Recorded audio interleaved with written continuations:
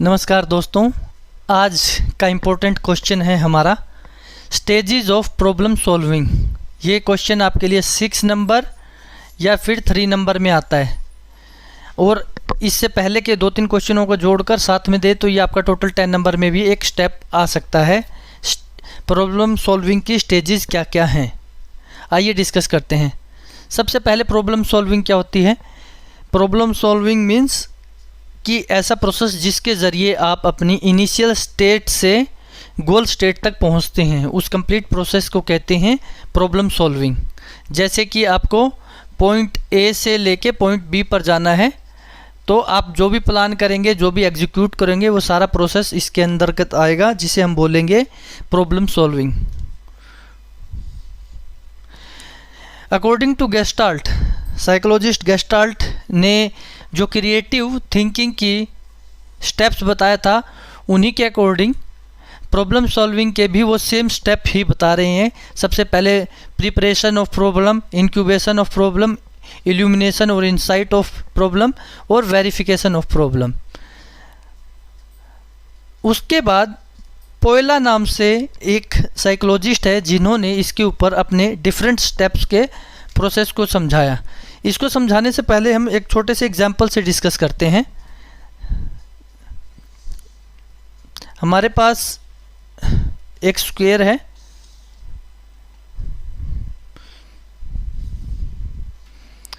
और हमें गैस करना है इसमें कि इस स्टेप में क्या आएगा। चलो और थोड़ा सा क्रिटिकल करते हैं स्टेज को, ताकि हमें समझने में आसानी रहे। तो बताइए, सबसे पहले जो उन्होंने स्टेज बताई, डिफाइन प्रॉब्लम। डिफाइन, अगर हम इसको सिंपली यही समझ के इसको रखा रहने दें तो ये हमारे लिए कोई प्रॉब्लम नहीं है, कि जब तक कि हमसे पूछा ना जाए या हम नहीं चाहते किसी चीज़ को सॉल्व करना। तो सबसे पहले हम क्या करेंगे, डिफाइन हमने किया कि हमें सॉल्व करना है इस प्रोसेस में, इस क्यूब में क्या, इस स्क्वायर में क्या आएगा, ये हमने डिफाइन कर दिया। अब अंडरस्टैंड, अब हम इसको समझ रहे हैं कि क्या प्रॉब्लम है।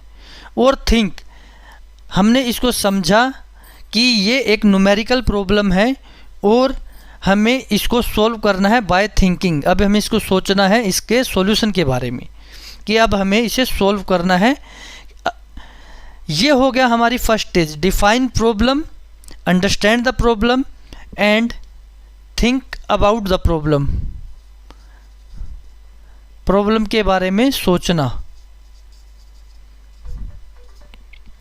Point number 2, devise a plan.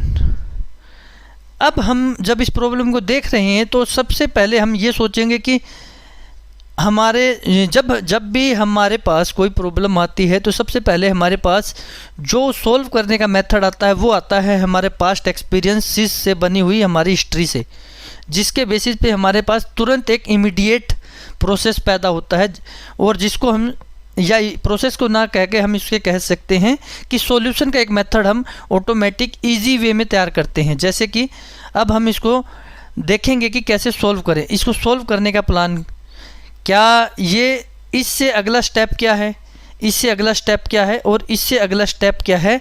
अगर इन तीनों का डिफरेंस है, भाग है या मल्टीप्लिकेशन है या इनमें डिवीज़न है, ये सब हम सभी चीज़ें इस पे अप्लाई करेंगे। मींस हम एक प्लान बना रहे हैं कि हम नेक्स्ट स्टेज का आंसर निकालने के लिए इस पे कौन कौन से मेथड अप्लाई करें, जिसके ज़रिए हमें एक एक्यूरेट रिज़ल्ट मिले जो रियल में सही है।